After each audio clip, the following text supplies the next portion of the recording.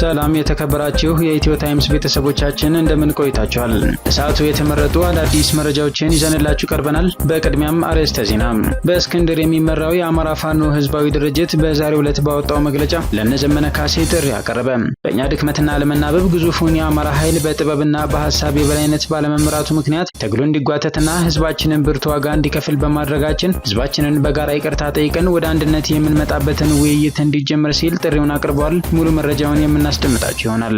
በኦሮሚያ ክልል ምስራቅ ቦረና ዞን 13 የመንግስት ሰራተኞችን ጨምሮ 18 ሰዎች በታጣቂዎች መታገታቸው ተሰማ። በድርጊቱ የተከሰሰው በመንግስት በሽብርተኛ ቡድንነት የተፈረጀው የኦሮሞ ነጻነት ሰራዊት ኦነግ ታጣቂ ቡድን ሲሆን ይህ ታጣቂ ቡድን በአካባቢው በስፋት እንደሚንቀሳቀስና በሚንቀሳቀስባቸው አካባቢዎች በተለያዩ ጊዜያት በተፈጸሙ እገታዎች እንደሚከሰስ ታውቋል። ዝርዝሩን አዘጋጅተናል። ፖለቲከኛው ጃዋር መሐመድ በዛሬው ዕለት በመላው ኦሮሚያ ዞኖች ዛሬ የጤና ባለሙያዎች ስብሰባ ላይ መዋላቸውን ገልጸው የስብሰባው ውሎ ምን ይመስል እንደነበር ከአንድ ተሳታፊ ተላከልኝ ያለውን ምስክርነት በማህበራዊ የትስስር ገጹ አጋርቷል። በመልእክቱ እንደተገለጸው የጤና ባለሙያዎቹ ጥያቄ በሌሎች የተለያየ የፖለቲካ ፍላጎት ባላቸው ኃይሎች ግፊት የመጣ አድርጎ በማቅረብና በማስፈራራት የማዳፈን ሙከራ ተደርጎ የነበረ ቢሆንም ከባለሙያዎቹ የሚደንቅ መልስ ተሰጥቶበታል ተብሏል። ሌላኛው መረጃችን ነው። በግድያ ሙከራ ክስ ተመስርቶበት በኋላም በዋስ ተለቆ ጉዳዩን ከውጭ ሲከታተል የነበረ ግለሰብና ጓደኛው የ14 ዓመቷን ልጃገረድ አታለው ወደ ገደላማ ቦታ በመውሰድ በቡድን ደፍረው ሲያበቁ ወደ ገደል ወርውረው በግፍ የገደሉ ግለሰቦች በእስራት መቀጣታቸው ተሰምቷል።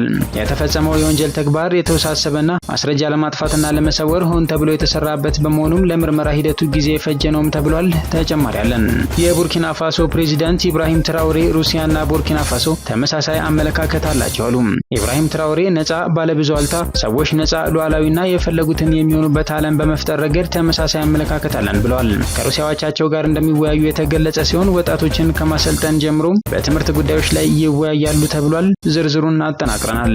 ወደ ኢትዮ ታይምስ ቤተሰቦቻችን እነዚህንና ሌሎችም ያልተሰሙ አዳዲስ መረጃዎችን ለማድመጥ እስከ መጨረሻው ድረስ ላይክ፣ ሼር እና ሰብስክራይብ በማድረግ አብራችሁን እንድትቆዩ በአክብሮት እንጋብዛለን።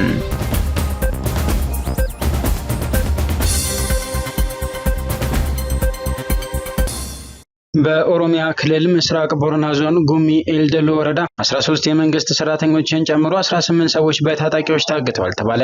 የጉሚ ኤልደሎ ወረዳ ምክትል አስተዳዳሪ አቶ ዶዮ ዲባ ታጣቂዎቹ ሐሙስ ረፋድ 3 ሰዓት አካባቢ ከነገሌ ቦረና ወደ ጉሚ ኤልደሎ በመኪና ሲጓዙ የነበሩ ሰላማዊ ሰዎችን በማስወረድ አግተዋቸዋል። አጋቾቹ የሸኔ ታጣቂዎች ናቸው ሲሉ ተናግረዋል። ከታገቱት መካከል 13ቱ የመንግስት ሰራተኞች፣ ቀሪዎቹ ደግሞ የአካባቢው ነዋሪዎች እንደሆኑ ተናግረዋል። ይሄው ኃይል ከዚህ በፊትም የማሸበር ተግባር ሲፈጽም ቆይቷል። አሁን ደግሞ እገታን የገቢ ምንጭ በማድረግ ሰዎችን ወደ ጫካ እየወሰደ ከቤተሰቦቻቸው ገንዘብ በመጠየቅ ላይ ነው ብለዋል። ከታገቱት የመንግስት ሰራተኞች 11ዱ የወረዳውን፣ ሁለቱ ደግሞ ከመንገድና ሎጂስቲክስ የዞን ጽሕፈት ቤት ለድጋፍ ስራ እየመጡ እንደሆነ ገልጸዋል። ከመካከላቸው አንድም የመንግስት ሹመኛ የለም፣ መንግስት በአጋቾቹ ላይ እርምጃ ይወስዳል ሲሉ ገልጸዋል። በዚህ አካባቢ ላይ የታጣቂዎች እገታ ሲፈጸም ይህ የመጀመሪያ እንዳልሆነና በተደጋጋሚ ጊዜ የእገታ ወንጀሎች እንደሚፈጸሙ ጠቁመዋል። ታጣቂዎቹ ከዚህ በፊትም የመንግስት ሰራተኛን ነዋሪዎችን አፍነው በመውሰድ የማስለቀቂያ ገንዘብ ከቤተሰቦቻቸው ይጠይቃሉ። እነዚህ የታገቱት ሰዎች ምንም አይነት የፖለቲካ ተሳትፎ የላቸውም፣ ለህዝብ አገልግሎትና ለግል ጉዳያቸው ሲጓዙ የነበሩ ናቸው ሲሉ አስታውሰዋል። የ14 ዓመቷን ልጃገረድ ደፍረው በአሰቃቂ ሁኔታ ወደ ገደል ወርውረው የገደሉ ወንጀለኞች በዕድሜ ልክ እስራት ተቀጡ። አሰቃቂ የወንጀል ድርጊቱ የተፈጸመው በትግራይ ክልል ሰሜናዊ ምዕራብ ዞን ጽምብላ ወረዳ ለምለም ቀበሌ ገበሬ ማህበር አዲ እራር መንደር መስከረም 25 ቀን 2016 ዓ.ም ነው። የአይንሸት ገብረዋህድ እማሃ የተባለው የ35 ዓመት ጎልማሳ የተጠቀሰው አካባቢ ተወላጅ ነው። መጠጥ በመሸጥ የምትተዳደርንና አሁን አብረው ያልሆነችን የልጁን እናት አብረን ለማደር ጠይቄ ሽምቢ ብለሽኛል የሚል ቂም ይቋጥራል። ግለሰቡ ቂሙን ለመወጣት ሆን ብሎ በማሰብና በመዘጋጀት የምትኖርበት ቤት መኝታ ክፍል አዘናግቶ ገብቶ ከአልጋ ስር ይደበቃል። እናት ስራውን ጨርሳ አገራማን ብላ መተኛቷን አረጋግጦ ከሌሊቱ 5 ሰዓት ከተደበቀበት በመውጣት በመጥረቢያ ደጋግሞ ቢመታትም ህይወቷ ሳያልፍ ተተርፋለች። ፖሊስ ወንጀለኛውን የአይንሸት ገብረዋህድ ይዞ በእናቲቱ ላይ የፈጸመውን ድርጊት አጣርቶ በፍርድ ቤት ግድያ ሙከራ ክስ ይመሰርትበታል። በኋላም በዋስ ይለቀቅና ጉዳዩንም ከውጭ ሆኖ መከታተል ይጀምራል። ይህ በእንዲህ እንዳለ ብቸኛ ምስክር ትሆናለች ብሎ ያሰባትን እናቲቱ ከሌላ የወለደቻትን የ14 ዓመቷን ልጃገረድ ከጓደኛው ጋር በመሆን አታለው ወደ ገደላማ ቦታ በመውሰድ በቡድን ደፍረው ሲያበቁ ወደ ገደል ወርውረው በግፍ ገድለዋታል። የተፈጸመው የወንጀል ተግባር ውስብስብ ያለና ማስረጃ ለማጥፋትና ለመሰወር ሆን ተብሎ የተሰራበት በመሆኑ የማጣራት ሂደቱ የተወሳሰበና ዘለግ ያለ ጊዜ እንዲወስድ ምክንያት ሆኗል። የዞኑ ማዕከላዊ ፍርድ ቤት ወንጀለኞቹ በኢፌድሪ የወንጀል ሕግ አንቀጽ 539(1) ሐመሮሃ መሰረት በዕድሜ ልክ እስራት መቀጣቱን አስታውቋል። ኮሩ ያሰለጠናቸውን የመጀመሪያ ዙር ሚሊሻዎች አስመረቀም። የምዕራብ እዝ ህዳሴ ኮር ህዝባዊ ሚሊሻ የሰላምና የልማት ኃይል ነው በሚል መሪ ቃል በመጀመሪያ ዙር ያሰለጠናቸውን የአሶሳ ዞን የኡራ ወረዳ የሚሊሻ አባላት አስመርቋል። በምርቃቱ ላይ በክብር እንግድነት ተገኝተው የሥራ መመሪያ ንግግር ያደረጉት የቤኒሻንጉል ጉሙዝ ክልል ሚሊሻ ጽሕፈት ቤት ኃላፊ አቶ እስማኤል አብዱራህማን ስልጠናው ህዝባዊ ሚሊሻ አባላቱ የተሰጣቸውን ግዳጅ በብቃት ለመወጣት እንደሚያስችላቸው ገልጸዋል። ህዝባዊ የሚሊሻ አባላቱ ወታደራዊ ግዳጅ አፈጻጸም ሳይንሳዊ ስልጠናን በንድፈ ሀሳብና በተግባር መውሰዳቸውን የገለጹት ኃላፊው የተሰጣቸውን ህዝባዊ ኃላፊነትን በጥብቅ ዲሲፕሊን እንዲተገብሩም ጥሪ አቅርበዋል። የኮሩ ስነ ልቦና ግንባታና የህዝብ ግንኙነት ኃላፊ ሻለቃ አዲሱ አለማየሁ ህዝባዊ ሚሊሻዎች በተሰጡ ወታደራዊ ስልጠናዎችና የፖለቲካ ግንባታ ስራዎች የቀበሌ የወረዳና የዞን ብሎም የሀገር ሰላም በማጽናት ልማትን ማረጋገጥ የሚያስችል አቅምን ፈጥረዋል ብለዋል። በተያያዘ ዜና በሶማሊያ የሴክተር 4 ሰላም አስከባሪ ለ2 ወራት ያሰለጠናቸውን የፈረንጅ ሙያተኞች አስመርቋል። ለሙያተኞች ሰርቲፊኬት የሰጡትና የስልጠናውን አስፈላጊነት የገለጹት የሴክተሩ ምክትል አዛዥ ተወካይ ኮሎኔል አለሙ ተስፋ የተሰጠው ስልጠና በተለይም በዚህ ግዳጅ የዕለት ተዕለት ተግባር በመሆኑ ሙያተኞችን በየጊዜው ማፍራት መቻላችን ተልዕኮውን በተሳካ መንገድ ለማከናወን ይረዳል ብለዋል። የሴክተሩ ስልጠና ክፍል ኃላፊ ሌተናል ኮሎኔል አለማየሁ ገብረ እግዚአብሔር ስልጠናው በሁለት ደረጃዎች በፈንጅ ፍተሻና የተገኘውን ፈንጅን በማምከን ስራ የተሰጠ ሲሆን ወደፊትም ቴክኒካዊ ስልጠናዎችን እንደሚቀጥሉ ገልጸዋል። ስልጠናውን የሰጡት የዩኤን ማሳ አሰልጣኞች በበኩላቸው ሙያተኞቹ በስልጠና ቆይታቸው ስለነበራቸው የትምህርት አቀባበልና ወታደራዊ ስነ ምግባር እናደንቃለን። በተለይም በተግባር ስልጠናው ላይ የነበራቸው ብቃት የተለየ ነበር ብለዋል።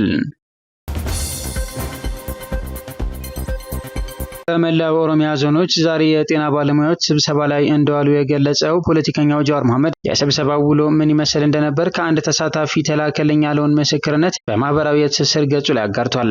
ይህንን ምስክርነት እንደሚከተለው አቅርበነዋል። ሰሞኑን በመንግስት የጤና ተቋማት ውስጥ የሚሰሩ የሀገራችን የሕክምና ባለሙያዎች ያነሱትን የመብት ጥያቄ ተከትሎ በዛሬው ዕለት በኦሮሚያ ክልል ውስጥ በሚገኙ በተለያዩ የዞን ከተሞችና ወረዳዎች ውስጥ መንግስት የሕክምና ባለሙያዎችን ስብሰባ ጠርቶ በማወያየት ላይ ይገኛል። በምስራቅ ቦረና ዞን ነገሌ ቦረና ከተማ በተደረገው ውይይት እንደተለመደው የዞኑ አመራሮች የሕክምና ባለሙያዎቹ ያነሱትን የመብት ጥያቄዎች ተገቢና ወቅታዊ ያልሆነ በሌሎች የተለያየ የፖለቲካ ፍላጎት ባላቸው ኃይሎች ግፊት የመጣ አድርጎ በማቅረብ በማስፈራራት ለማዳፈን ሙከራ አድርገው ነበር። እጅግ በሚያስገርም መልኩ የሕክምና ባለሙያዎቹ መልስ የሚያስገርም ነበር።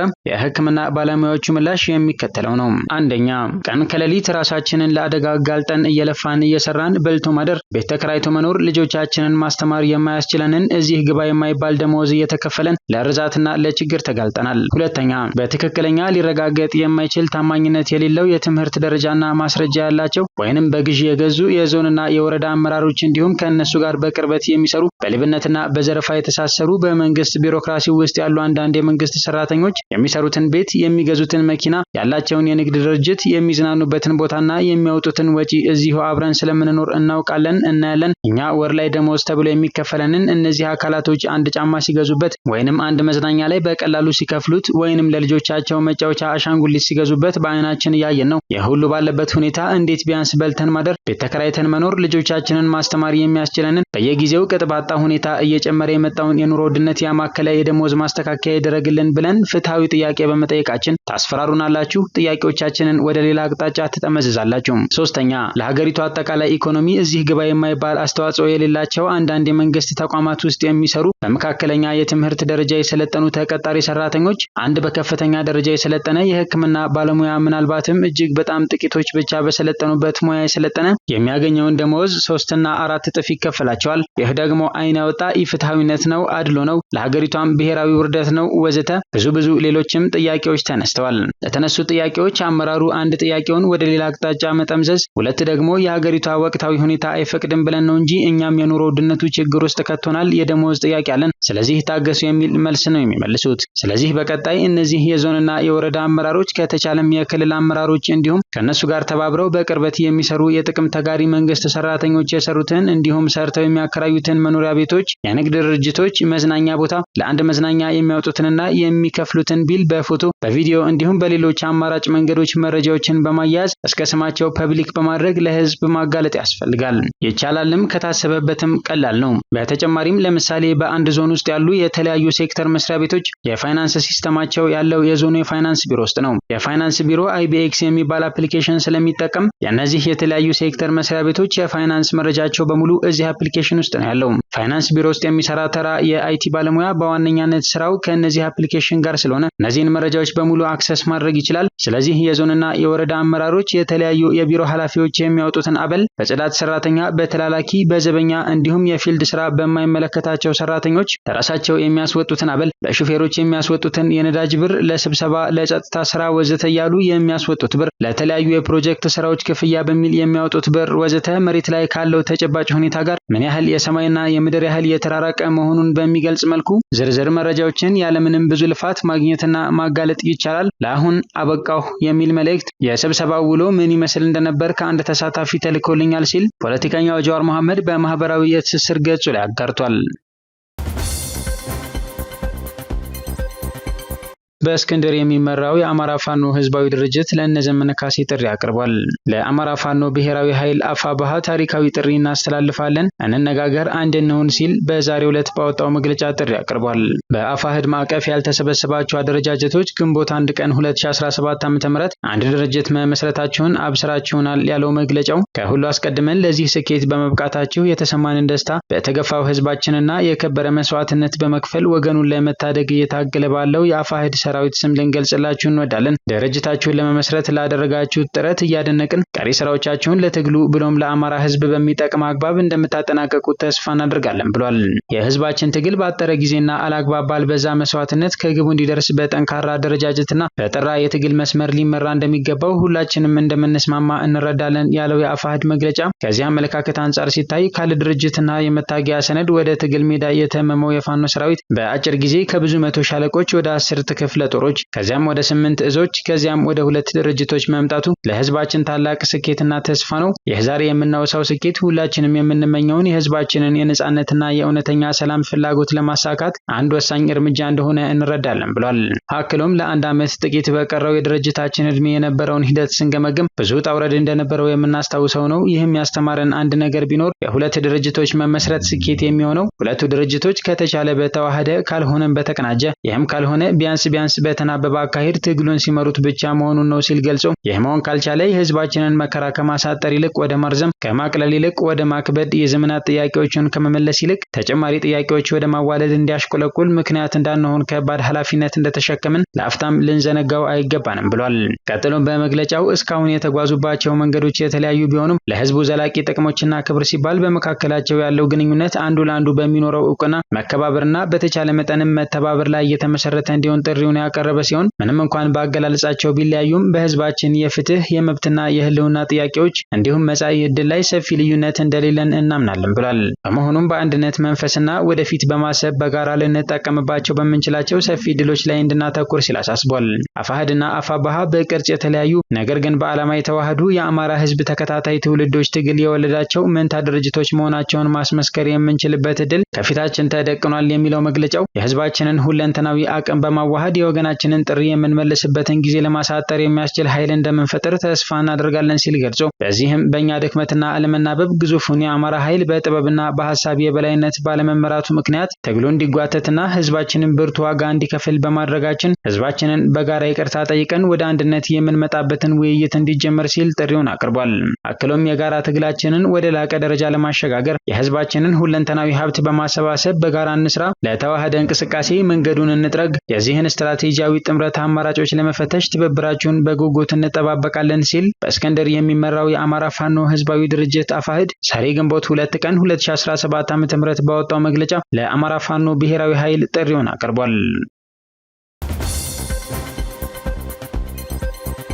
የአማራ ፋኖ በወሎ ቤተ አምሐራ ንጉስ ሚካኤል ኮር አማራ ሳይንት መቅደላ ክፍለ ጦር አትሮንስ ብርጌድ ግንቦት 1 ቀን 2017 ዓ.ም በመሃል ሳይንት ወረዳ ድንሳ ከተማ በመግባት በቦምብ ሲመቱ ውለዋል የተባለ ሲሆን በተመሳሳይ በቆተት ከተማ መሽጎ የነበረ የመንግስት ኃይል ላይ ጥቃት ማድረሳቸው ተገልጿል። በዚህም ሁለት ወታደሮች ክላሻቸውን በምርኮ ገቢ ማድረጋቸውና ሌሎች ብዛት ያላቸው ደግሞ ቁስለኛ መሆናቸው ተመላክቷል። በተጨማሪም የክፍለ ጦሩ ቃኞች በወርቅ ማውጫ ቀጠና አጤ ዳስ ማርያም በሚባለው ልዩ ቦታ የአገዛዙ ኃይል ላይ በፈጸሙ የደፈጣ ጥቃት 3 ኃይሎች የተገደሉ ሲሆን ቁጥራቸው ያልታወቁትን ደግሞ ቁስለኛ አድርጓቸዋል ተብሏል። ይህ በእንዲህ እንዳለ ይህ የመንግስት ኃይል በወረዳው ዴንሳ ከተማ ላይ ከህዝብ ጋር ስብሰባ ላይ መዋሉና አርሶ አደሩን ፋኖን አምጥታችሁ ካላስታረቃችሁኝ የአፈር ማዳበሪያ አታገኙም ማለቱ በዘገባው የተጠቀሰ ሲሆን ከተሰብሳቢዎች መካከል የሃይማኖት አባቶች ታዳሚ ሲሆኑ በሰሜን ጦርነት ወቅት የተቀረጹ ምስሎችን እያሳየ ፋኖ የሃይማኖት አባቶችን እንዳሰቃየና እየገረፋቸው እንደሆነ ካስረዳ በኋላ ከአንድ የሃይማኖት አባት የተሰጠው ግብረ መልስ ፋኖ በእርግጥም እንደዚህ የሚያደርግ ከሆነ ለምን አስታርቁን ትሉናላችሁ? እኛ እስከፊታቸው እንዴት እንቆማለን? በማለት ሲጠይቋቸው ግፍን ለማሳየት ብለን ፍርሃት በልቦናችሁ እያሳደርን መሆኑን አልተገነዘብንም ነበር በማለት መመለሳቸውን መረጃው አካቶ ይዟል። ዘገባው የሮሃ ሚዲያ ነው። በተያያዘ ዜና ቢንያም ዚዳኒ የተባለ የመከላከያ ሰራዊት አባልና የ12ኛ ክፍለ ጦር ስናይፐር ተኳሽ ነበረ የደቡብ ኦሞ አሪ ብሔረሰብ ተወላጅ ከነሙሉ ትጥቁ እጁን ለአማራ ፋኖ ሰጥቶ የአማራ ፋኖ በወሎ ቤተ አምሐራ ላስታ አሳምነው ኮር ስር ዘላለም ሲሳይ የሚመራው ተከዜ ክፍለ ጦርን ተቀላቅሏል ተብሏል።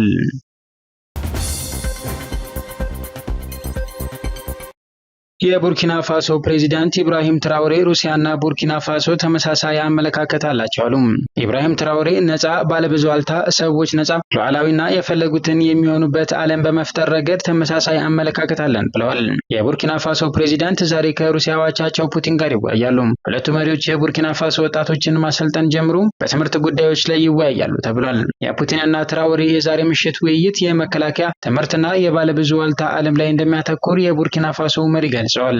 ኢብራሂም ትራኦሬ ሲያብራሩ ብዙ ጎበዝና ብልህ በሳይንስ ጥሩ የሆኑ ቡርኪና ፋሶውያንን ማሰልጠን ያስፈልጋል፣ ሀገሪቱን ማሳደግ የሚቻለው በሳይንስ ነው ብለዋል ሲል ስፑትኒክ አፍሪካ ዘግቧል።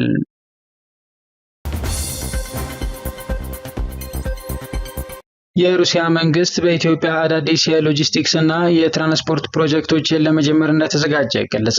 የኢትዮጵያ ፕሬዝዳንት ታዬ አጽቀሥላሴ ከ80ኛ ዓመት የድል በዓል ጎን ከሩሲያ ፕሬዝዳንት የዓለም አቀፍ ትብብርና ትራንስፖርት ዘርፍ ልዩ አማካሪና ተወካይ ኢጎር ሌቪቲን ጋር ውይይት አድርገዋል። ርዕሰ ብሔሩ የኢትዮጵያና ሩሲያ ግንኙነት ከቅርብ ጊዜ ወዲህ ይበልጥ እያደገ መምጣቱን በውይይቱ ወቅት ተናግረዋል። ሀገራቱ በሎጂስቲክስ እና ትራንስፖርት ዘርፍ ያላቸውን ትብብር በማጠናከር በሚቻልበት ሁኔታ ላይ መምከራቸውንም የሀገር ውስጥ መገናኛ ብዙሃን ዘግቧል።